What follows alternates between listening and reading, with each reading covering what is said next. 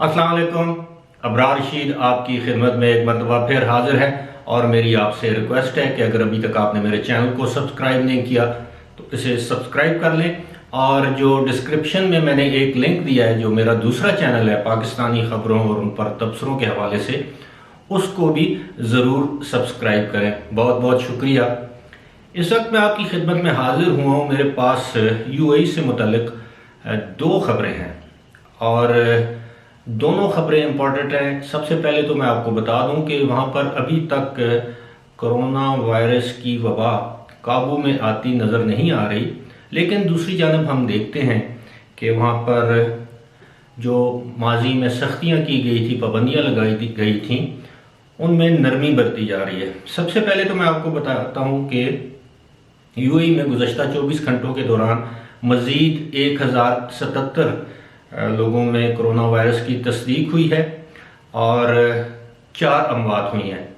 यूँ अगर हम ये कहें कि 1,17,594 जो अफराद हैं उनमें अब तक टोटल जो है तादाद कोरोना वायरस की तस्दीक हो चुकी है, जबकि जाँ बहक या हलाक होने वाले अफराद की तादाद है 470।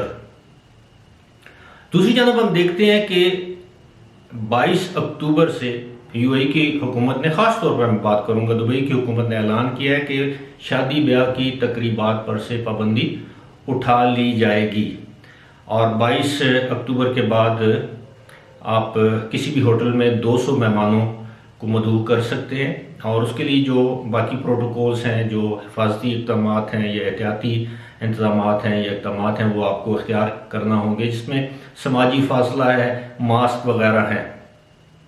लेकिन इसी के साथ जब हम ये देखते हैं कि होटलों में, रेस्तरानों में, और यहाँ मैं इस बात का भी आपको बता दूं कि जिक्र कर दूं कि दुबई की हुकूमत ने यह भी ऐलान किया है कि अगर आप घरों में या टेंट में शादी करेंगे तो उसमें मेहमानों को, यानी मदुईन जिनको आप इनवाइटीज़ कहते हैं, उनकी तादाद 30 तक हो सकती है। अच्छी बात है, नरमियाँ बरती जा रही हैं। लेकिन दूसरी जानब जब हम देखते हैं तो मसाजिद में अब भी जिस वक्त मैं आपसे मुखातिब हूँ, जुमे की नमाज की बाजमात अदा करने की इजाज़त नहीं है। बाकी नमाजें आप बाजमात अदा कर सकते हैं, जो उनकी रिस्ट्रिक्शंस हैं, जो पाबंदियाँ हैं, उनको मद्देनज़र रखते हुए, लेकिन जुमे की नमाज की इजाज़त नहीं है। दूसरी जानब होटलों के अंदर शादियों की तकरीबात की इजाज़त दी जा रही है। ये बात मेरी समझ से बाहर है। बाहर ये उनका मुल्क है, वो बेहतर समझते हैं, वहाँ के हुकाम, वहाँ के महकमा सेहत के हुकाम, कि उनको क्या हिफाजती तदाबीर इख्तियार करनी चाहिए और क्या नहीं। अलबत्ता एक अच्छी खबर है रास अल खैमा से, मेरे उन भाइयों या दोस्तों के लिए जो रास अल खैमा में रहते हैं या जो रास अल खैमा का एयरपोर्ट इस्तेमाल करते हैं। याद रहे कि गुज़श्ता हफ्ते ही रास अल खैमा एयरपोर्ट को, जो कि बैनुल-अक़वामी एयरपोर्ट है, और उसको आम परवाज़ों के लिए खोल दिया गया था। और अब वहाँ पर एयरलाइंस ने एक ऑफ़र दी है कि जो लोग रास अल खैमा एयरपोर्ट पर जाएंगे किसी भी मुल्क से, उनके लिए मखसूस रियायत दी जाएगी टिकटों में। एयरलाइंस की तरफ से ये दावा किया गया है और बताया ये गया है कि अब पेशावर से अगर कोई शख्स रास अल खैमा जाएगा, बजरिया फ़्लाइट जो रास अल खैमा जाती है, मेरा ख्याल है एयर अरेबिया ही जाती है, तो उसको अब 600 दिरहम का टिकट मिलेगा, जो कि आम हालात में पहले ये कहा जाता था कि इस टिकट के जो किराया था वो 800 दिरहम से भी ज़्यादा था। ये एक तरफा किराए की मैं बात कर रहा हूँ।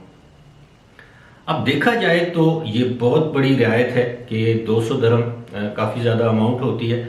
और ये भी बताया गया है कि इसी तरह जिस शहर से भी रास अल खैमा के लिए, चाहे वो शहर भारत का हो, चाहे वो बांग्लादेश का हो, चाहे वो पाकिस्तान का हो, पाकिस्तान के जिस शहर से भी रास अल खैमा के लिए फ़्लाइट जा रही है, उसमें नुमायाँ जो है वो डिस्काउंट दिया जा रहा है। इस हवाले से ट्रैवल एजेंसीज को भी मुतला कर दिया गया है। अगर आप रास अल खैमा जाना चाहते हैं, इवन अगर आप दुबई जाना चाहते हैं, तो आप अपने शहर, अगर आपके करीबी शहर से रास अल खैमा के लिए परवाज़ जाती है, तो आप रास अल खैमा एयरपोर्ट का इंतखाब कर सकते हैं। वहाँ से आप आगे शारजा चले जाएं, दुबई चले जाएं, इतनी ज़्यादा मुसाफत भी नहीं है। लेकिन अगर आपको 200 से 300 दिरहम की बचत होती है टिकट में या दो तरफा टिकट में अगर आपको 500-600 दरम की बचत होती है तो मैं समझता हूँ ये घाटे का सौदा नहीं है। आपको इस ये जो ऑफ़र है इससे भरपूर फ़ायदा हासिल करना चाहिए। इस वक्त मेरे पास 2-3 खबरें और भी हैं, लेकिन जाहिर है मैं ये नहीं चाहता कि वीडियो तवील हो जाए, आप लोग बोर भी हो जाते हैं तवील वीडियो से। इंशाल्लाह मैं अगली वीडियो में एक बड़े अहम मौजू पर आपसे मुखातिब होऊंगा, और वो अहम मौजू भी दुबई से मुतल्लिक है, ख़ास तौर पर उन 5 ममालिक के शहरियों से मुतल्लिक है जिन शहरियों को अब बेशुमार पाबंदियों का सामना है। फ़िलहाल मुझे दीजिए इजाज़त। खुदा हाफ़िज़।